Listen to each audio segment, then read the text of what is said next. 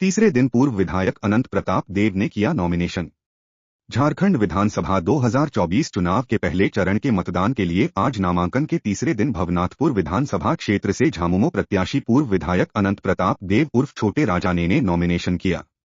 श्री देव ने 11:30 बजे निर्वाची पदाधिकारी सह एसडीओ प्रभाकर मिर्धा के समक्ष एक सेट में अपना नॉमिनेशन किया, जबकि निर्वाची पदाधिकारी सह एसडीओ के समक्ष एक सेट में अपना नॉमिनेशन किया। एसडीओ ने नॉमिनेशन की औपचारिक प्रक्रिया पूर्ण करने के बाद श्री देव शपथ दिलाई।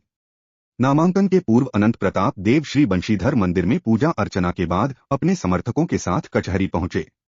कचहरी परिसर में अधिवक्ता संघ भवन में नामांकन फॉर्म भरने की कागजी प्रक्रिया पूर्ण होने के बाद अनुमंडल कार्यालय में निर्वाची पदाधिकारी सह एसडीओ के समक्ष नामांकन दाखिल किया। पूर्व विधायक अनंत प्रताप देव के नामांकन के बाद उनका हौसला बढ़ाने पहुंचे राज्य के मुख्यमंत्री हेमंत सोरेन की बंशीधर नगर में पहुंचे थे। सभा को उन्होंने कहा कि अगर इस बार फिर मेरी सरकार बनी तो भवनाथपुर में पावर प्लांट लगाया जाएगा, क्योंकि हमें भी मलाल रह गया है कि मैंने शिलान्यास किया और उसे पूरा नहीं कर पाया। उन्होंने हमें कार्य करने का मौका ही नहीं दिया।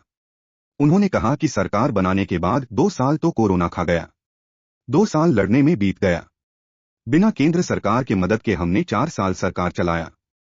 हमने 25 लाख अबुआ आवास दिया, महिलाओं को 1000 देना शुरू, वृद्धा पेंशन सबको दे दिया, बिजली बिल गरीबों का माफ करा दिया, किसानों का ऋण माफ कर दिया। केंद्र सरकार हमारा पैसा रोक कर रखा है। उन्होंने हमारा पैसा दूसरे राज्यों में हो रहे चुनाव में खर्च कर रही है। आप लोग होशियार हो जाइए। ये चुपके से आएंगे, हमें लड़ाएंगे, ईवीएम के माध्यम से हमारा वोट चुराने का प्रयास करेंगे। हमें खुद की चौकीदारी खुद करना होगा।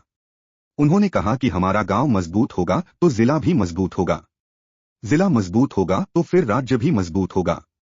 उन्होंने कहा कि पहले हमें अपना घर बचाना होगा, फिर हम सोचेंगे कि हमें कुर्सी पर बैठना है कि चारपाई या फिर जमीन पर। एक बार फिर मैं कहता हूं कि सरकार बनने के बाद भवनाथपुर में पावर प्लांट लगाया जाएगा। आज ये चुनाव मात्र नहीं है, ये चुनाव इस राज्य के 3.25 करोड़ जनता के हक अधिकार, उनके मान सम्मान स्वाभिमान का ये चुनाव। मैं 2019 से लेकर आज तक इस राज्य के कई चुनौतियों के साथ लड़ते हम लोगों ने सभी चुनौतियों को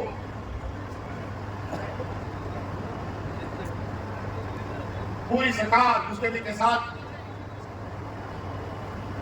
उन चुनौतियों का सामना किया और चुनाव में हम लोगों ने जीत दर्ज की। चाहे वो कोरोना का चुनाव हो, चुनौती हो, चाहे राज्य में कई सारे उपचुनाव भी आए, राजनीतिक हुज्जतें भी हुई, इस क्रम में मुझे जेल भी जाना पड़ा। अंततः उनका षड्यंत्र कामयाब नहीं हुआ और फिर से आपके सामने बंशीधर नगर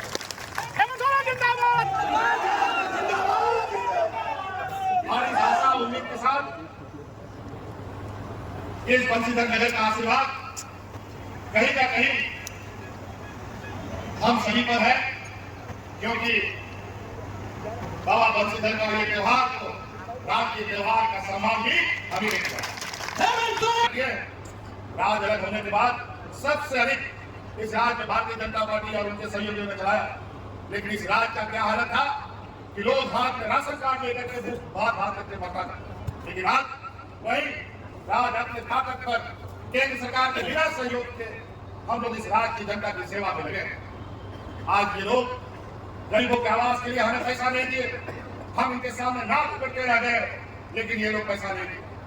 लेकिन हमें अपने कंधे पर इस राज्य को पक्का आवाज देने का वादा किया और 25 लाख अब आवाज देने का। और अभी केंद्र सरकार 1.5 लाख प्रधानमंत्री आवास देने का घोषणा की है। मैं जानना चाहता हूं कि 4 सालों में इन गरीबों का आवास क्यों नहीं मिला? वो इसलिए नहीं मिला कि अलग अलग राज्यों में चुनाव हो रहा था, उस समय इस राज्य के गरीबों का आवाज उन राज्यों को दे दिया गया ताकि वो चुनाव जीत सके। भगने का काम किया। हमारे गांव देहात में गरीबी की हालत क्या है हमसे अच्छा कोई नहीं बता सकता। लेकिन आज दिया लगा के भी ढूंढोगे, टॉर्च लगा के भी ढूंढोगे, हम हर वो काम चाहे मुख्यमंत्री रोजगार सृजन योजना के माध्यम से, चाहे महिला सम्मान योजना के माध्यम से, चाहे बूढ़े बुजुर्गों को पेंशन देने का योजना से, चाहे उनकी सारी लुंगी योजना के माध्यम से, चाहे बिजली बिल माफी करने का नाम से, चाहे किसान कर्ज माफी के नाम पर, हर वो जिससे आपको हम निजात दिलाए। हमने कहा अब हम लड़ेंगे नहीं, पहले अपने घर को बचाएंगे, उसके बाद हम विचार करेंगे, हम कुर्सी में बैठेंगे कि हम खटिया में बैठेंगे कि हम जमीन में बैठे जाएंगे। 13 तारीख को वोटिंग है। ये लोग बड़ी चतुराई से अलग अलग कानून बना करके एजेंसी के माध्यम से हम लोगों को वोट डालने से रोकने का प्रयास करेगा। हमारा ये आप लोगों से आग्रह है। बहुत सारे लोग एडीएम पर भी बहुत उल्टा पुल्टा काम करने का कोशिश करेगा। अब आप लोगों को गाँव घर घर चौकीदारी करनी पड़ेगी। ये लोग चोरों की तरह आएंगे और वोट को चुरा कर भागने का काम करेगा। यह भावनात्मक पावर प्लांट बनाने का विषय था और हमने शिलान्यास भी रखा, लेकिन बड़ा दुर्भाग्य की बात है 2 साल कोरोना खा गया और 2 साल इन लोगों से लड़ते लड़ते हम लोग परेशान है। लेकिन निश्चित रूप से हम आपको आश्वस्त करना चाहेंगे कि अगर अभी सरकार बनी तो निश्चित रूप से हमारी इस भावनात्मक को और सजाने संवारने का काम किया जाएगा और पावर प्लांट भी यहाँ लगाया जाएगा।